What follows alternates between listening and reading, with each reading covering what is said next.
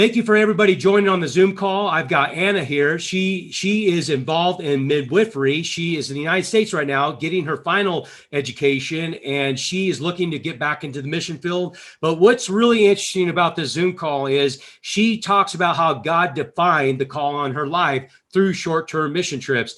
And today she can't wait to get back into the mission field and to provide the education that God has given her while back in the States. Stay tuned.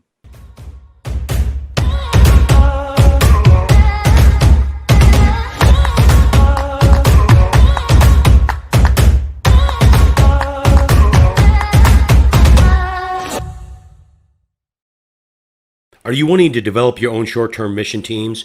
Or maybe you have taken teams out, but you want to go to a next level of success?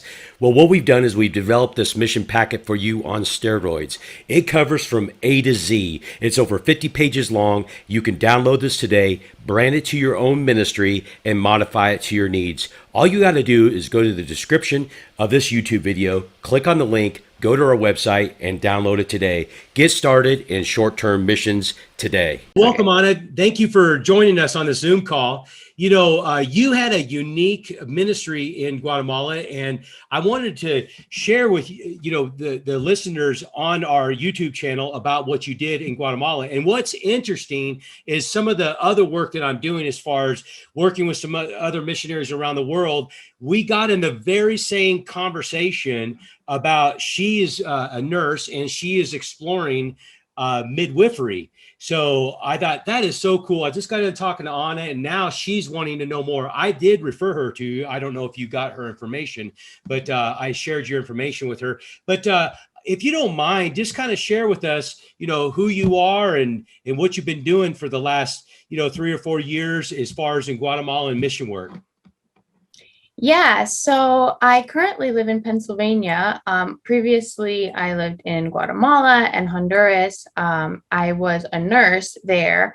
Then I came back to pursue my master's degree as a CNM, which is certified nurse midwife, because of the work that I did there. So I just graduated a few months ago, and I'm going to be working here with some experienced midwives to gain some experience. And yeah, that's kind of what's going on right now.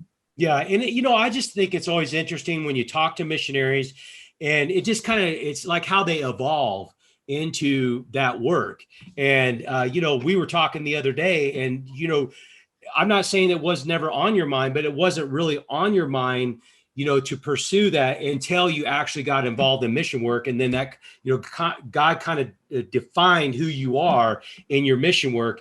And so, you were sharing with me that you've always was involved in missions, even as a child. Your family's very orientated towards missions. And then you guys have some family in Nicaragua. So you guys were doing mission work as a child. Am I correct?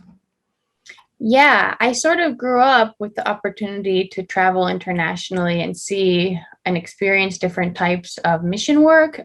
First, it was in Nicaragua, and I would go there almost every year growing up. And then I got to travel to other countries as well. So I sort of was exposed to that like throughout my childhood and teens, and had really great experiences, and always sort of had a love because of that, I think, for Central America. Uh-huh.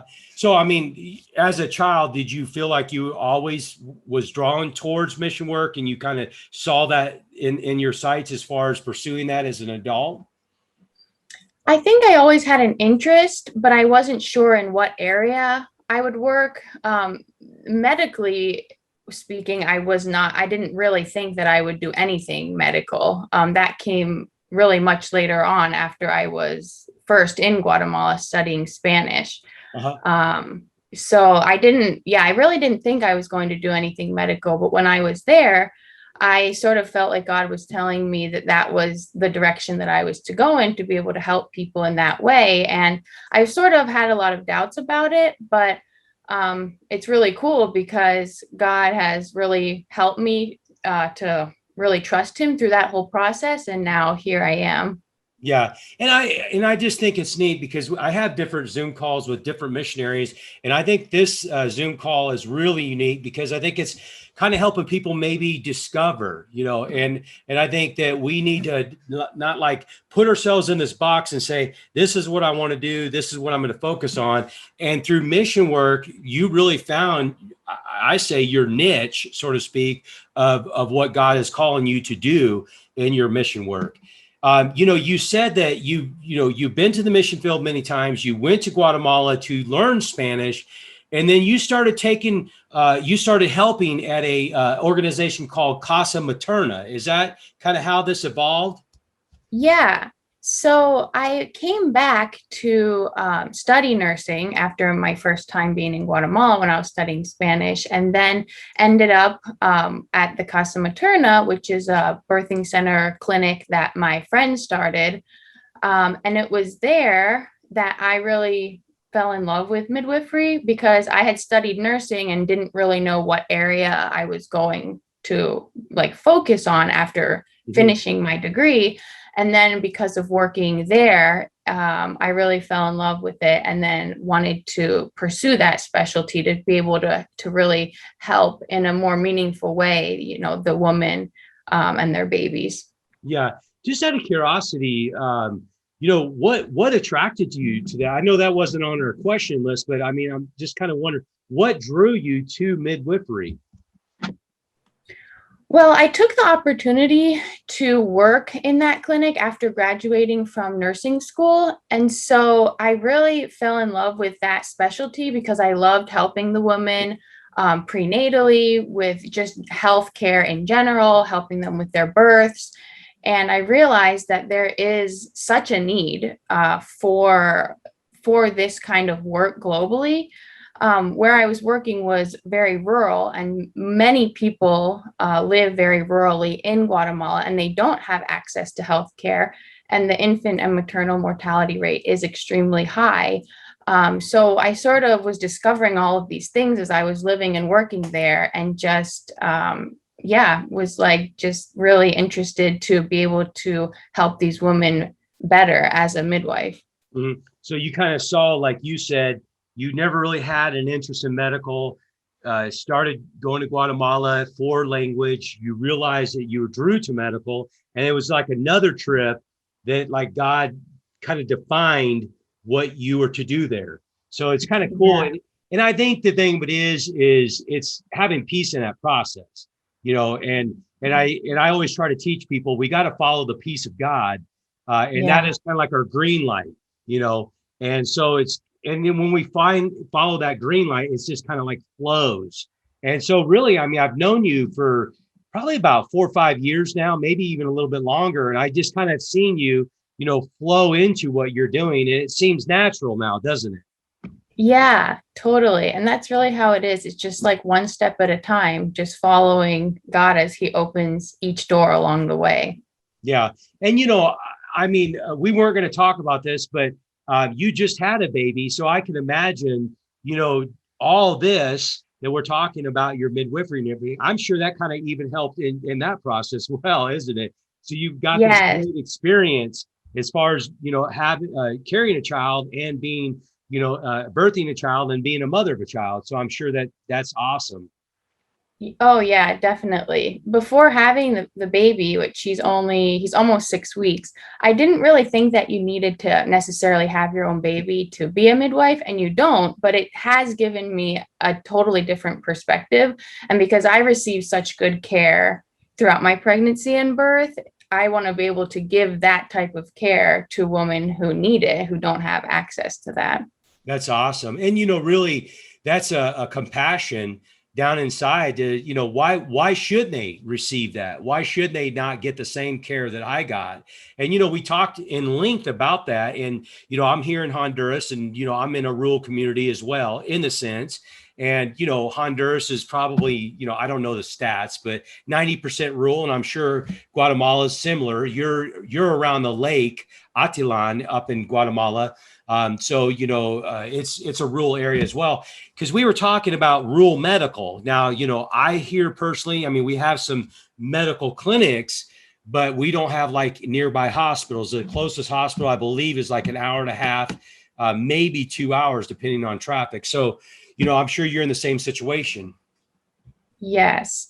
Yeah, at the lake, it's very difficult with healthcare because the local health centers really are under equipped. And most women, not only for lack of resources, but it's also just culturally the norm to give birth at home.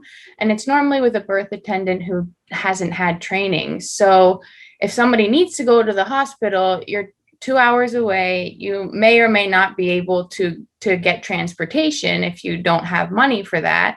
And so really there is such a need for the work of midwifery in these rural areas to provide education and a safe place for these women.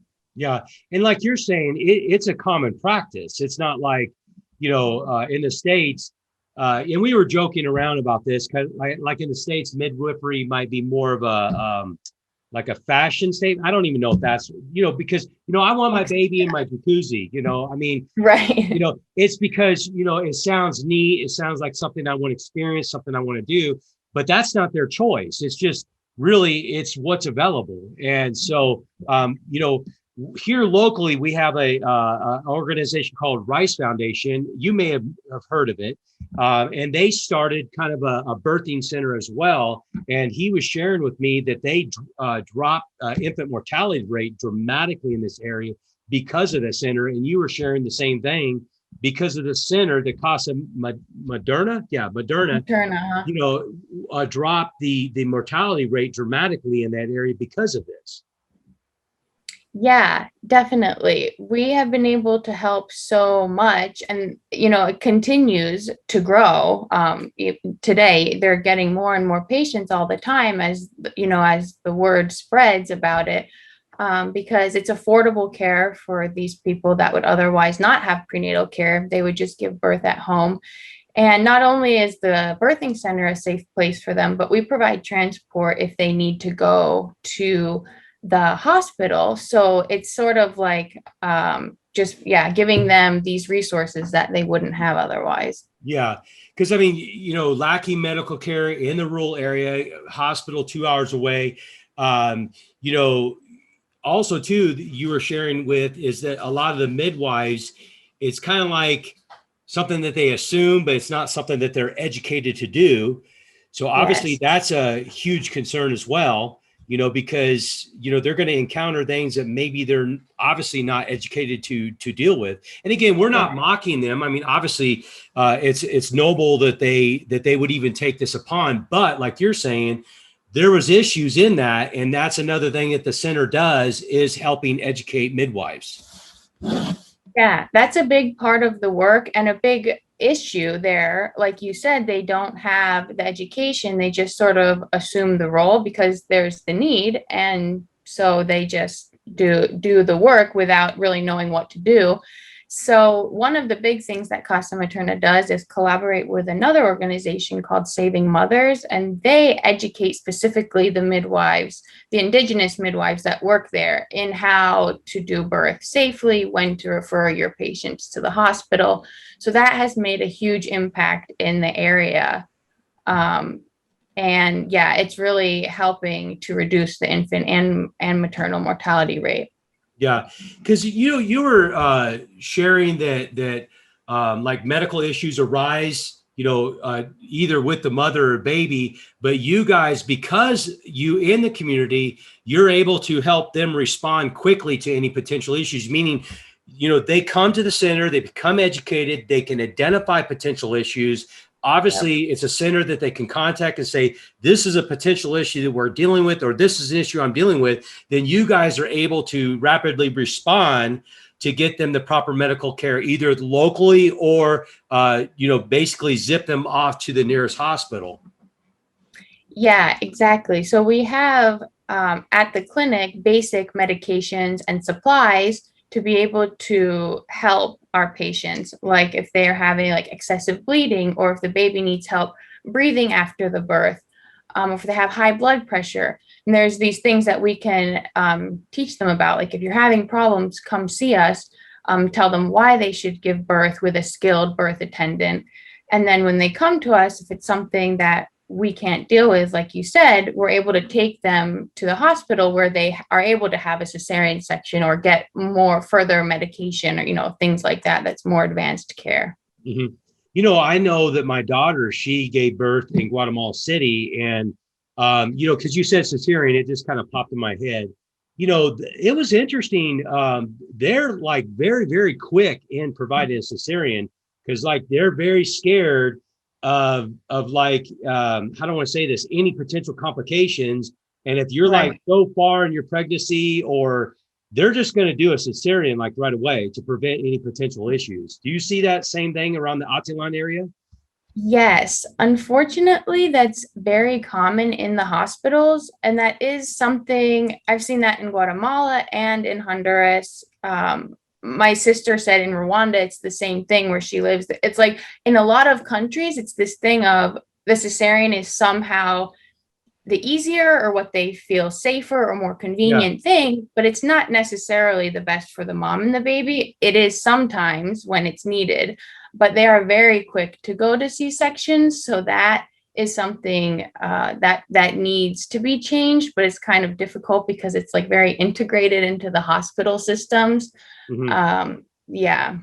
Yeah, because I think that my daughter, I mean, by memory, I don't think she was even given much of a choice. Because again, I can't remember the whole entire situation, but it was just like, no, I'm sorry, if you're going to have birth here in this hospital, it's going to be cesarean. I mean, it was just a matter of fact.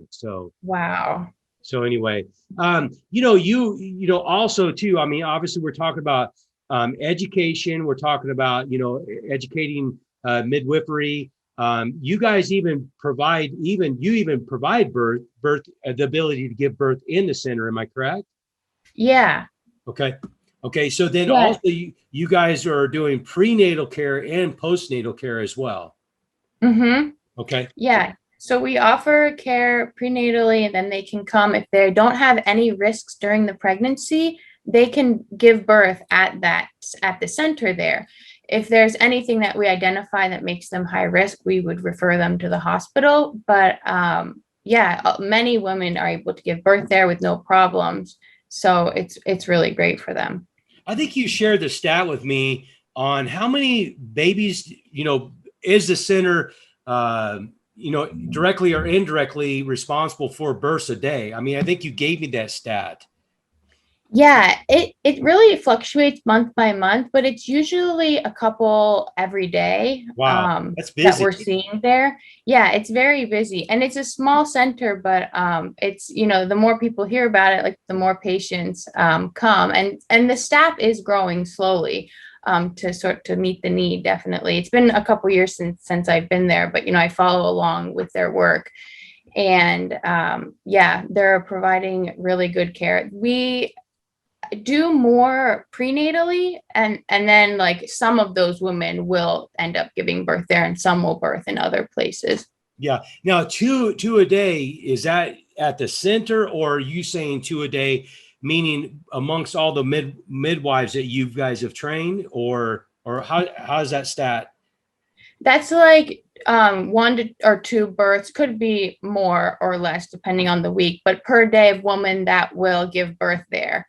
Okay. And then seeing them prenatally, we have tons that come through every day. Some Yeah. days it can be up to 20 that will come in for a Wow. prenatal visit. So yeah. So indirectly, you guys are actually responsible for even more births. I mean, if you think about it, meaning of all the midwives that you have trained. Right. Wow. Yeah, definitely. Yeah. What a major impact that this center has made in the community. Um, Yeah, definitely. we were talking about, exploring ideas. I don't think you said anything's in concrete, but they are looking for other opportunities in the future to expand, and maybe even in another community. Is that correct? Yeah, it is. From the beginning, it's sort of been the vision to be able to establish one center and then open other centers as each one gets established, just kind of spread it out in these rural parts of Guatemala. So, if there's enough funding and enough staffing, that's the goal, to be able to open a second and, eventually a third and fourth, however many. So that's part of the long-term goal for sure. Yeah. And, there's a doctor I met, through your husband, Kenneth, had coffee with him and so forth. And he's got a medical clinic in Camotan that's closer Yeah. to my area. You said that he's expressing interest as well to take upon something similar in his area as well. Is that correct? Yeah, it is. And he's actually already started collaborating with the Casa Materna a bit. So we're where we are, the Casa Materna is more on the west side of the country. And then his clinic's on the east side, like you said, closer to Honduras. And his is a general medicine clinic, but he's already collaborating with us with one of the midwives we have. She goes there every month and does prenatal visits and education, and it's kind of the first step to hopefully being able to start a birth center there as well. Wow, that's awesome. I love to see fellow missionaries working together. Sometimes you see a habit of, hey, this is my little world. I'm going to protect my little world and I ain't going to help nobody else. And I just think that just limits the advancement of the gospel of Jesus Christ. And, here you guys are collaborating with another doctor to help him advance the same work that you guys are doing up there in Atitlán. So, Yeah. just we were talking a little bit because you say you're in Pennsylvania. You got your education and so forth. You did share with that you are looking at possibly going back to the mission field and then also using the education and knowledge that you have as a consultation basis as well. If you don't mind, just share a little bit about that. What are your plans? Yeah, so that's definitely the long-term goal for me and my family. We want to move back to Central America. Since I'm a new graduate, I'm going to be working here with some experienced midwives, so I can kind of get that experience and then take that to back to Central America, and then be able to travel, like you said, and consult with other ministries and be able to help them better their practice with education and supplies. And I would ideally love to even open my own center to be able to provide that environment for women to come and receive care and give birth as well. So that's the idea I have for the long term. Yeah. Well, it was awesome talking to you, Anna. Like I said, I've known you for 4 or 5 years. It's a treat to hear the path that you're on. And it's, anybody, it doesn't matter if if you're even interested in medical. I think you can really look at your life and say, look, this is how God led her, and sometimes I think we get caught up in trying to put God in boxes. And then I Yeah. think if we try to define where he's placing us and put a mandate on that, sometimes we'll limit him. And look at you just kind of, it wasn't like you were saying I want this direction, but it was just like you were open to allow him to lead you. And through that whole entire process, look at where you're at today. You've got a promising future in mission work and helping a very needed area, and that is to more or less lower infant mortality and help women in the birthing process and having a child and so forth.